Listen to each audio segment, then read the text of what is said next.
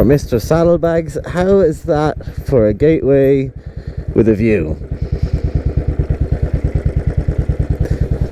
Decent, I'd say.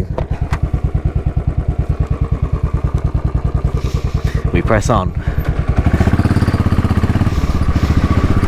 Hello and welcome back to Bullet Wanderer. If you can see me in this low light winter sun, which just came out after I got back from a rainy day's ride.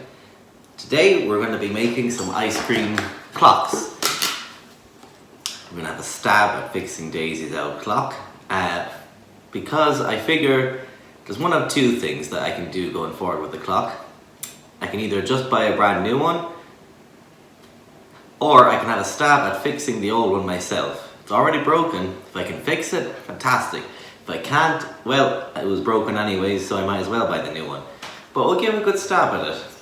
Give it its best chance. I'm probably going to completely muck this up, but as I said, it's either this or buy a new one, and it's probably going to be buy a new one, but we're going to give it our best shot because learning is sharing is learning, something to that effect.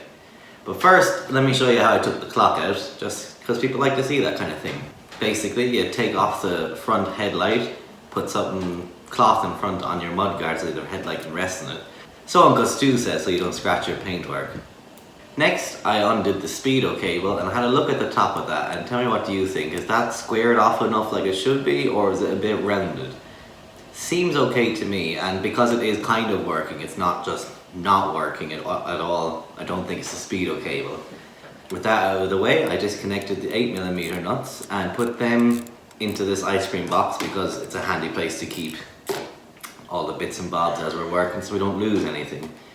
Next, taking off the bracket, which is shaped so that it goes one particular way on. You'll see here there's a notch, and that's where your high beam light goes through.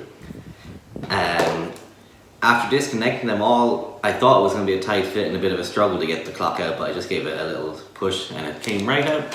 Fantastic, there we have it.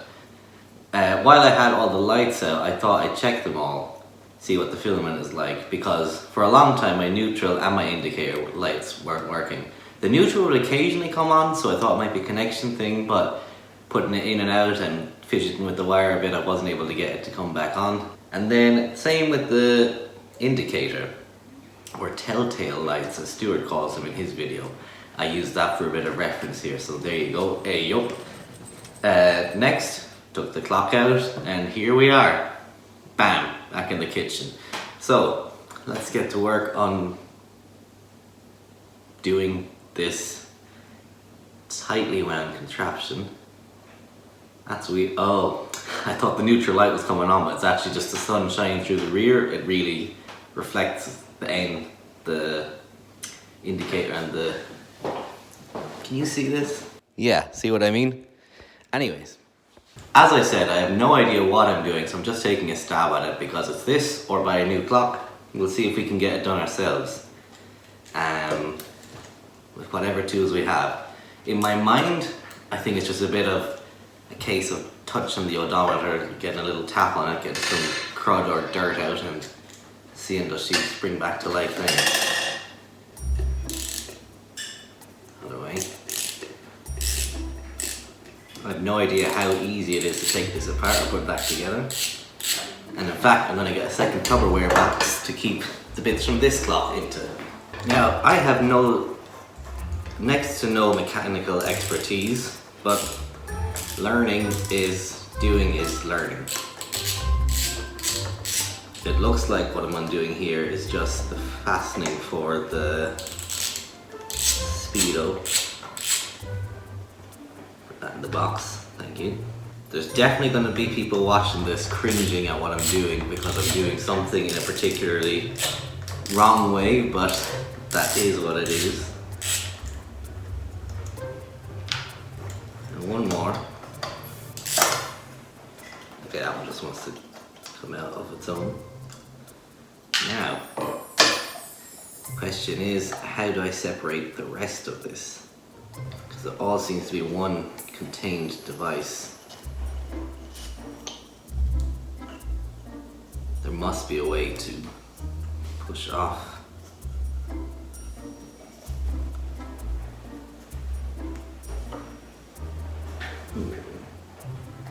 This notch, I think, is just to align into the nacelle.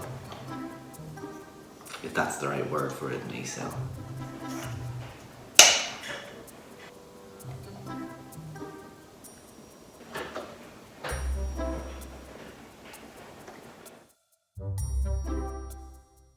Oh boy.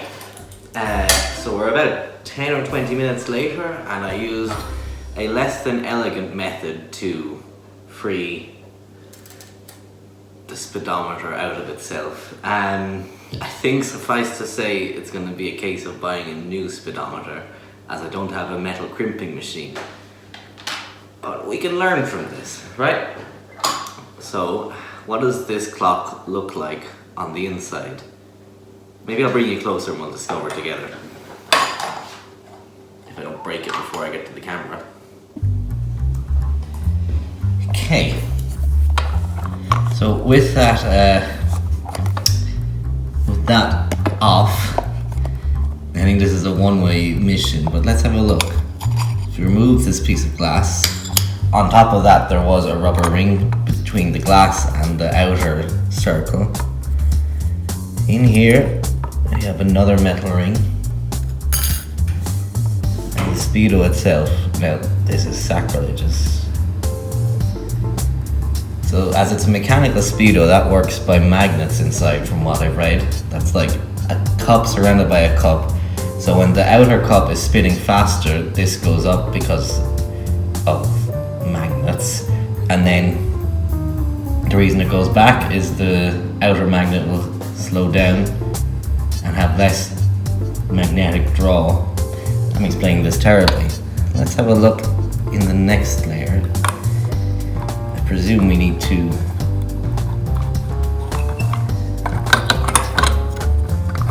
oh wait. Okay, so the whole thing comes out like that. There's one piece. So this is our speedometer.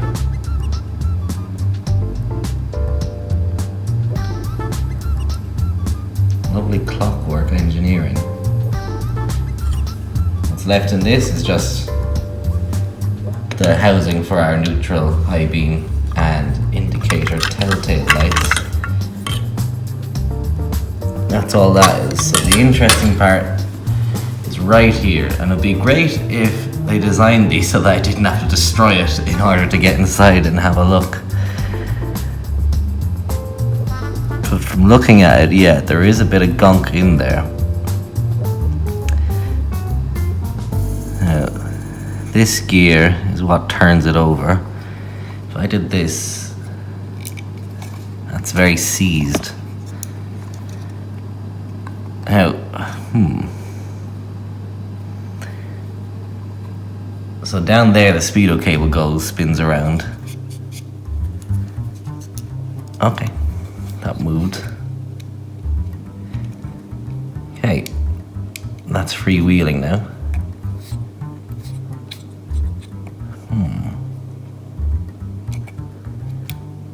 But it won't let me manually take it over.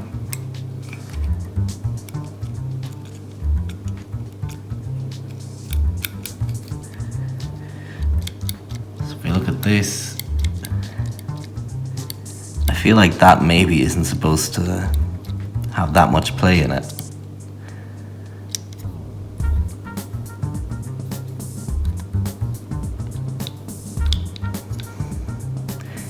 This here is those magnet cups I was talking about. I don't think physically I'd be able to get that to spin oh wait, no I would. Okay. So yeah, if I spin that, we have speed. I'm able to get it to spin to go up to 1 though. I'd be here all day.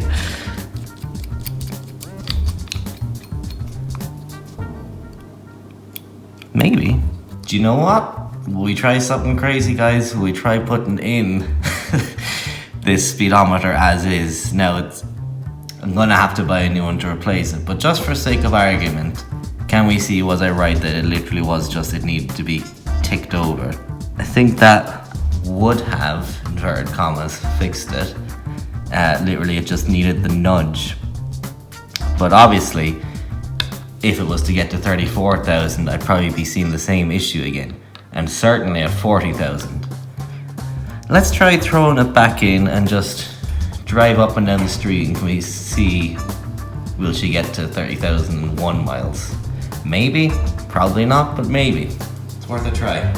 Moment of truth, I suppose. We'll do a quick lap because it's about to start raining again, because my luck is as such today. And we'll see, can we get it to tick over? Well, I can already see that it was right. It wasn't the speed okay, but it was in fact just the thing itself didn't have the strength to tick over because of gunk in it.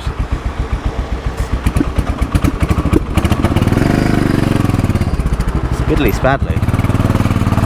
I know, Daisy, you're feeling all shaken up after your brain surgery, but I'm gonna get you a new brain, don't you worry. Now, just to be sure, I'm gonna make it tick over to 33,001, okay?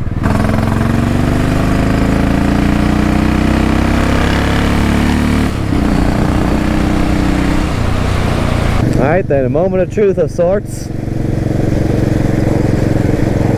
Don't worry, I'm looking ahead on the road, you just look at that. Yeah. Well. There you have it. So it was in fact just gummed up gunk in the speedometer. But there's no way to access that as a layman such as myself without kind of destroying it a little, unfortunately. If you had the right tools, or if you had, I don't know, from what I could gather, it's a fairly tight system. Speedometers are supposed to be, they're never supposed to be opened up once they're created, they're sealed, and Shin Bob's your uncle, you know. Why is everyone going around with me? Kind of happy I was right, kind of sad what I had to do to find out. Also, you'll notice the needle isn't going haywire like it used to. Gosh, what a beautiful evening.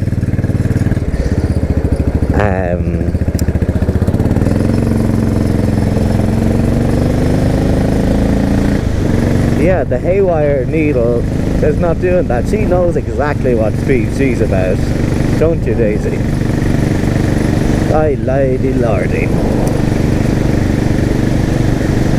But you know, I gave it a nice last spin this morning on its old odometer, so you know, sunrise, sunset.